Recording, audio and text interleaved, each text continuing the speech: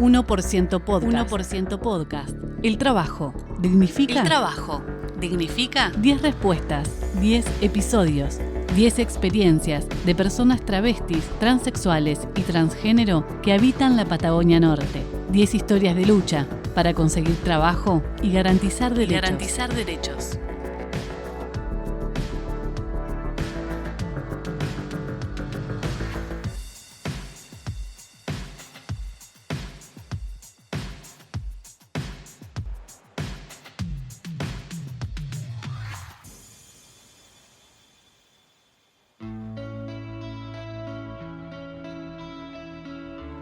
Hola, yo soy Mariano Ezequiel López, soy un varón trans de 43 años, hasta el 11 de enero por lo menos, que cumplo 44.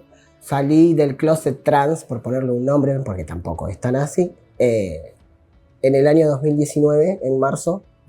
Había tenido una pelea muy fuerte con mi papá y me fui a la casa de una amiga en Puerto Madryn y ahí como que me terminaron de caer todas las fichas de lo que estaba queriendo tapar hacía tiempo, pero ya no se podía. O sea, lo podés seguir tapando a costo de vivir depresivo, mal adolorido, conflictuado y no podía ya seguir tapando mi identidad y no quería. Ya había llegado a un punto de empoderamiento también en el que, ¿por qué? O sea, si yo soy así, al que no le guste, ya está.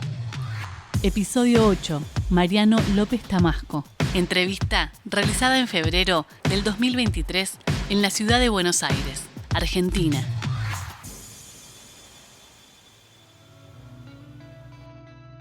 Mi nombre elegido, Mariano, es porque cuando mi vieja estaba embarazada de mí, ella estaba segura que iba a tener un varón y ese era el nombre que me iba a poner. Hasta que nací con las piernas muy cerradas, ella dijo, ¡ay, el nene! Y el médico le dijo, no. Pero bueno, todos sabemos que el médico se equivocó y mi mamá no. Soy nacido en Cava, pero me crié en el conurbano bonaerense hasta los 12 años que mi familia se mudó por trabajo a Viedma, Río Negro. Así que desde ese entonces soy más rionegrino que otra cosa. Hasta que en 2021, acorralados por el hambre, los cupos robados en Viedma, Río Negro por determinados gremios, espacios por los que luchamos con un montón de compañeros y quedaron politizados. Estaba sobreviviendo de changas, limpiando autos, cortando pasto, haciendo arreglos domiciliarios de cosas y ya la plata no alcanzaba para nada. Lo único que tenía era una moto que fue producto de una herencia por mi papá que falleció en 2020 y la pude cambiar por un auto y la vendimos un par de electrodomésticos con mi pareja y nos vinimos así a la locura, ¿no? Yo también teniendo en cuenta y por lo que veía que la mayoría de los accesos a trabajo por cupo o al menos con una intención política para personas trans, si bien no fueran por cupo, estaban casualmente y como siempre centrados en Cava. Así que como que lo pensé por ese lado. Si hay una posibilidad de conseguir un trabajo, no está acá. No está para mí, por lo menos, acá en Viedma. Está allá, que ahora es acá. Y bueno, nos mudamos, estuvimos parando en hoteles familiares, que la verdad que son un bajón y no se los deseo a nadie. Con habitaciones con baño y cocina compartida con un montón de personas. Tanto así que ahí apenas llegaditos agarramos COVID. Y la pasamos muy mal porque además no teníamos plata, no teníamos nada. Sobrevivimos gracias a las redes que vamos construyendo, todos quienes estamos en el transfeminismo y en el activismo trans. Recibimos mucha ayuda de compañeros, de compañeras y compañeros y pudimos zafar. Y uno de los lugares que nos ayudó cuando estábamos con COVID, con mercadería y cosas, se me ocurrió dejarle un currículum. Y fue de donde me avisaron que estaban tomando gente en el Hospital Garrahan y pude aplicar a las solicitudes y bueno, ese currículum llegó al Garrahan de alguna forma, me llamaron para una entrevista, yo asumí que era por cupo laboral trans, pero no, después me dijeron que era por voluntad política de poner personas trans, qué sé yo.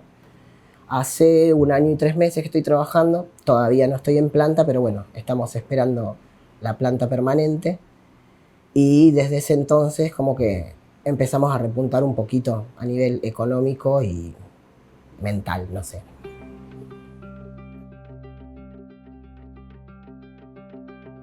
Entonces lo primero que hice fue decírselo a mi papá, que había sido la persona con la que me había peleado fuerte.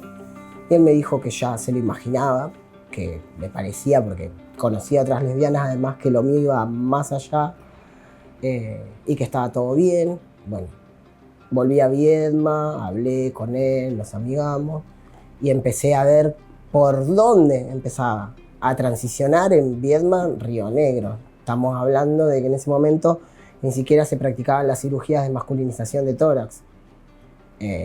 Así que era como muy difícil. Bueno, estuve preguntando, asesorándome, hablé con Nelly Costa del Galpón, allá del hospital de Viedma, y más o menos me orientó cómo podía ser, que tenía que ir a ver una endocrinóloga para que la endocrinóloga me autorizara las hormonas para el tratamiento de reemplazo hormonal, que me tenía que ir a hacer una mamografía previamente a querer hacerme la cirugía para ver cómo estaba todo ahí. Nunca me había hecho una en 40 años. Fui, hice todos los análisis previos y empezaron a presionar desde el hospital para que gestionaran la cirugía de masculinización de tórax en el hospital de Viedma, porque todavía no se había hecho. Si bien la cirujana plástica que trabaja en el hospital había hecho esos procedimientos en su, ¿cómo se llama?, consultorio privado, no se habían hecho en lo público. Bueno, así que estuve ahí también unos meses, peleando, yendo, viniendo, me cambiaban fecha para acá, para allá, hasta que finalmente el 13 de septiembre me pude hacer la intervención.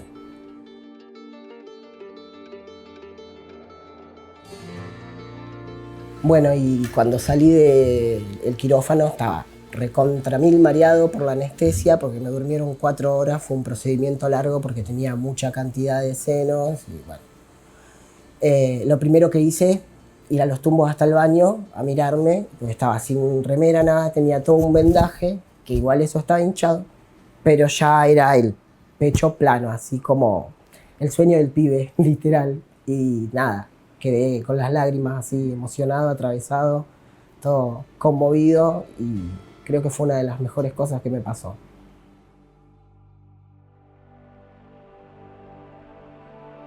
Siempre supe internamente, por más que no lo pronunciara ni para mí, que yo me sentía un varón, me sentía masculino, no quería saber nada con las cosas que hacían las nenas, no me gustaban los juguetes de mujer, no me gustaba la ropa de mujer.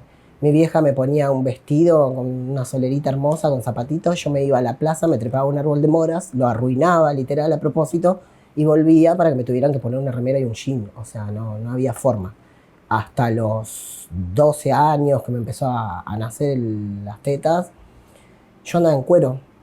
O sea, andaba con pantalones cortos y en cuero, y yo era feliz así. Como que todo ese proceso de la pubertad vino como a callar mi voz interior y a decirme: no, estás equivocado, estás loco, eso no puede ser.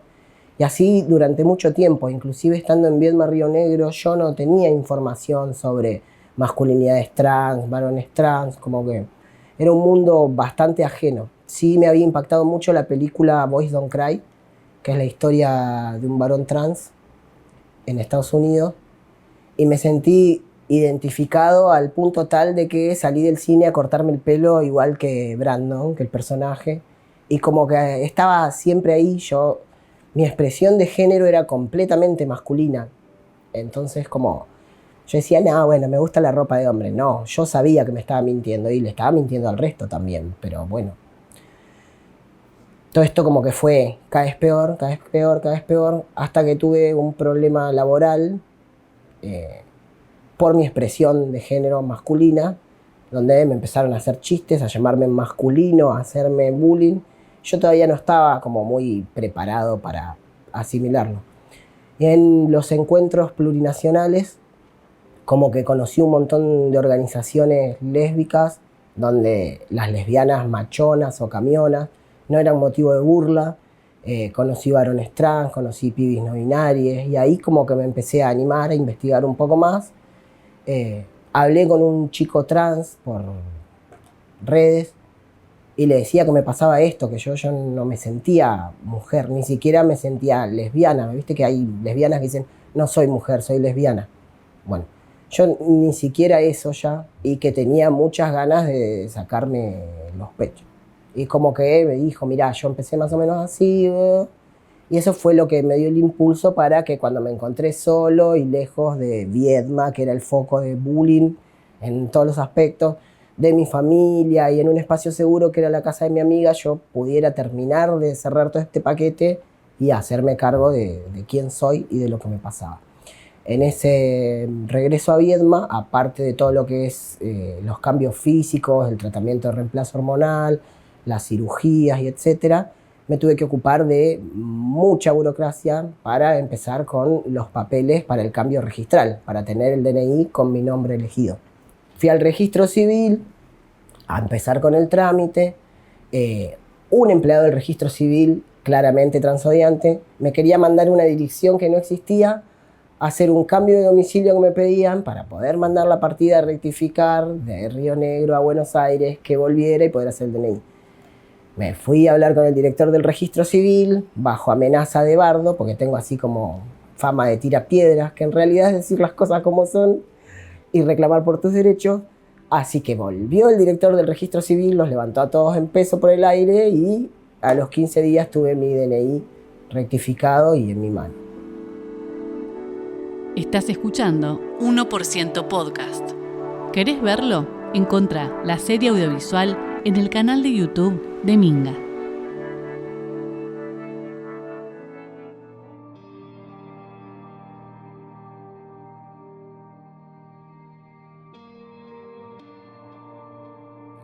Desde los 20 años que me fui de mi casa a la fecha he hecho todo tipo de trabajos, incluso algunos que están mal vistos como el trabajo sexual. Me quedé en la calle en el 2001 con un brazo adelante y otro atrás y empecé a trabajar, a hacer changas, como dicen vulgarmente. Y bueno, estuve haciendo eso hasta que pude conseguir trabajo como taxista, que fue toda una movida, porque en ese momento la única mujer que había trabajando en el taxi en todo Viedma y Patagones era la dueña de un auto. Entonces, que a una mujer en ese momento, entre comillas, le dieran un coche, era imposible. Se encargaron de decírmelo en la municipalidad, mi papá, y a cuánta persona le decía que quería ser taxista. Hasta que fui, les dije, bueno, ¿hay alguna ley que diga que una mujer no puede ser taxista? No, bueno, dame el manual que voy a rendir. Me dieron una ordenanza, unas papeletas. Me decían, esto lo han rendido hasta 3 veces varones y no es tan fácil de aprobar los de la municipalidad. Yo fui y aprobé con 99 de 100, me tuvieron que dar el carnet. Y después, bueno, ir a insistir a las empresas hasta que alguien me dio un auto y empecé a trabajar y empezaron a ver que no chocaba coches, que no andaba haciendo cagadas, y así hasta que empecé a trabajar en una empresa de taxi de Viedma a la mañana. Yo generalmente trabajaba a la noche, y era una frecuencia donde tenían permitido pavear mucho con la radio en vez de usarla para fines laborales. Entonces todo lo que decían lo escuchaban todos los autos, más todos los pasajeros que iban en los autos, más la operadora de radio de la empresa. Bueno, y me empezaron a hacer bullying por masculino, justamente. Que Raulito de allá, que Riquelme sin pollera, que pim pam pam, un montón de cosas. Durante todo un día, hasta que terminando el día veo que habían subido una foto mía y me habían etiquetado como la Raulito.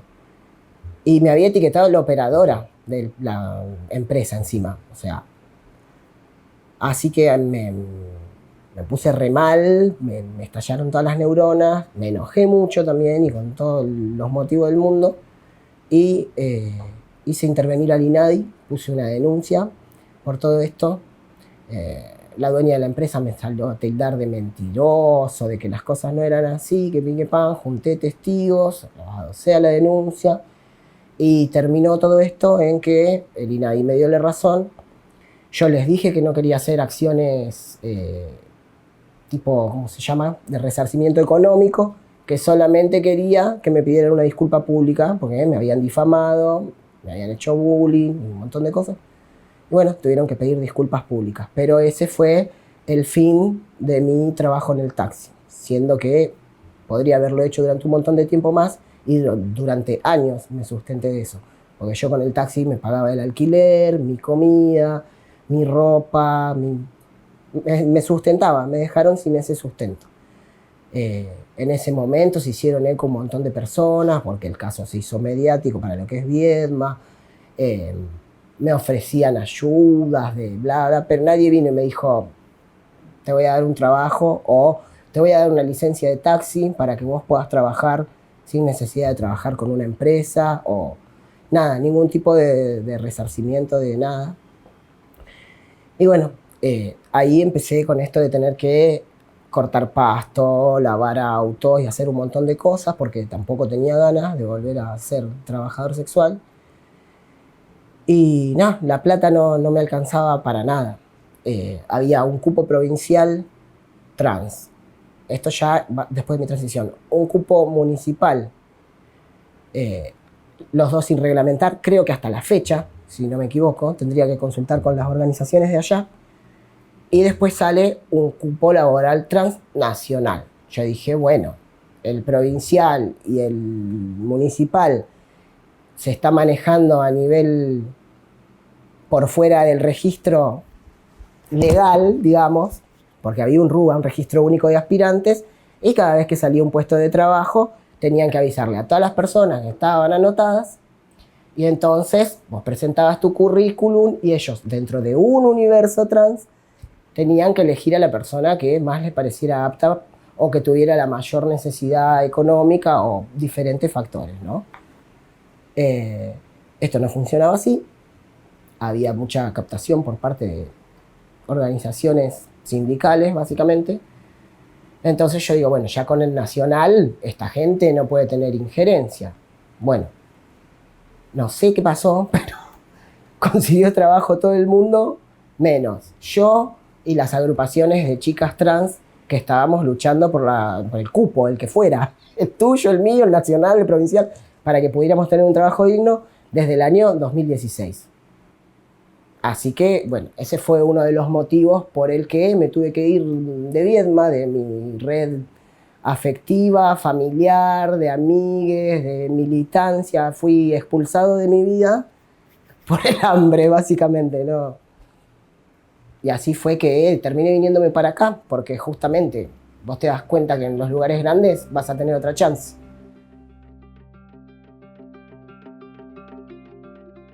Desde que se aprobó el decreto de cupo laboral trans hasta la fecha ha sido monitoreado por varias organizaciones de personas trans, casi siempre, porque viste que hay observatorio para esto, para la violencia de acá, pero no hay un organismo que vele por el cumplimiento del cupo, aparentemente por lo menos.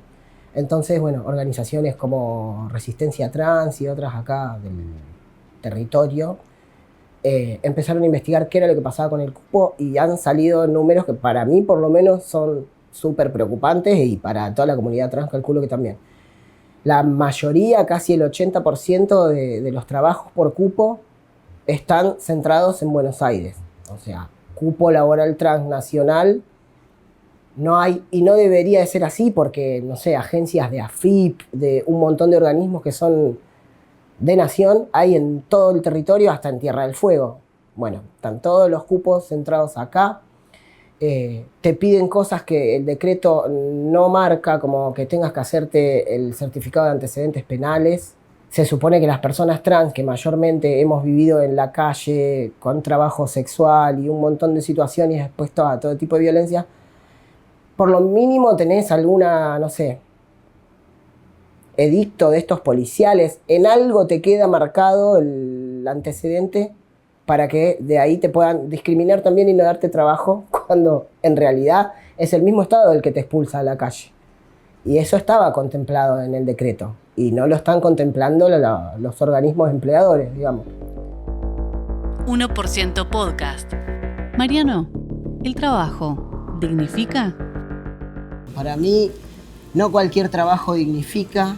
Después tenés a esa gente que dice, estoy pidiendo y no consigo empleados, ¿verdad? Y le quieren pagar 2.000 pesos por 12 horas a la gente. O sea, el trabajo registrado, con aportes, con beneficios jubilatorios, vacaciones, licencia por paternidad, con un sueldo que supere la canasta básica y permita vivir en vez de sobrevivir, ese trabajo dignifica. Por eso para mí hay que tener mucho cuidado con esa frase, porque no todo trabajo dignifica y claramente las personas trans nos llevamos casi siempre el peor aspecto de lo laboral. Bueno, la comunidad trans históricamente es excluida desde la más temprana edad. No es todos los casos porque las generalidades son malas, pero es preocupantemente estadística, o más de un 80% sufrimos exclusión del hogar como primera institución de la familia, de los establecimientos educativos, de salud, y muchas veces de lo laboral también. Ahí sí puedo hablar por experiencia propia. Entonces es muy difícil tener las mismas, no privilegios, ¿no? Pero los mismos derechos que una persona heterosis en cuanto a no sentir la mirada y el tratamiento expulsivo en todos los ámbitos donde nos desempeñamos y donde crecemos, y se supone que tenemos que recibir los apuntalamientos para poder tener un futuro como cualquier otro, y la realidad es que no es así. El 80% de las personas trans no consiguen empleo. Está esta frase de que en algunos casos es así y en otros no es todo lineal. Pero la esperanza de vida de las personas trans generalmente no supera los 35 años, porque por ahí también las chicas trans lo sufren más marcadamente, este tema de la expulsión de la casa a muy temprana edad y encontrarte con 12, 13, 14 años en la calle y no sabes qué hacer y terminás el trabajo sexual como única opción.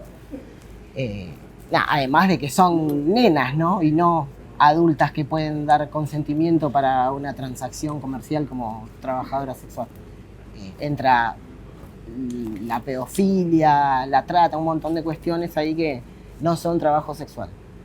Y bueno, la noche, por ahí el consumo de ciertas sustancias para aguantar o el frío extremo o el calor extremo o la crueldad extrema de algunos clientes, o que hace que muchos de nosotros no lleguemos a pasar una edad entre los 35 y los 40, lo que para mí es súper importante y movilizante, que haya casos que podamos superar esa expectativa, porque hace que los chiquites que vienen atrás nuestro no tengan un panorama tan negativo, y que en la medida de lo posible, y si tienen el apoyo de sus familias, que es primordial, traten de hacer algo, de seguir, de ponerle garra. Es re difícil bancar el bullying en la escuela precisamente, porque no es lo mismo una persona empoderada que una criatura, pero nada, que traten de hablar, si no es con la familia, porque no les da el lugar, con algún adulto responsable,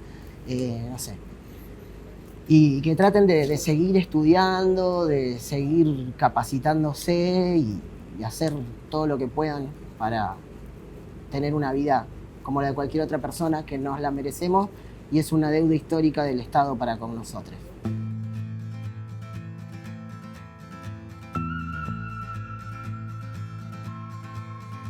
Yo lo que soy, lo que me motiva, lo que me genera pulsión de vida y de deseo es la lucha colectiva como activista transfeminista, activista por los derechos humanos, especialmente LGBTIA+.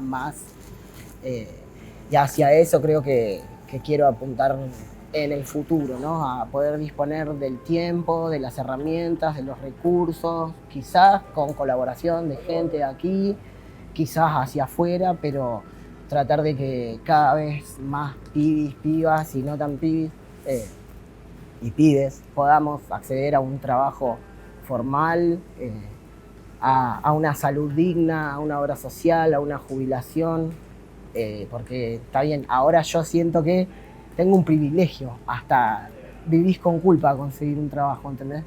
Entonces, la idea es que no sea ni para mí, ni para, no sé, otros chicos que entraron al hospital, sino para todos, porque no somos un 1% de nada. Eso es un reduccionismo cómodo para poner un par de gente en distintos lugares del país y ya está. No somos el 1%, somos un montón de gente, somos una comunidad a la que se ha vapuleado históricamente y se sigue vapuleando, sigue matando a las pibas trans en la calle, sigue Tehuel sin aparecer, por ir a buscar un trabajo, curiosamente. Y yo todavía estoy acá y quiero, no sé, con lo poco o lo mucho que pueda, devolverle algo a mi comunidad y seguir alerta y en lucha.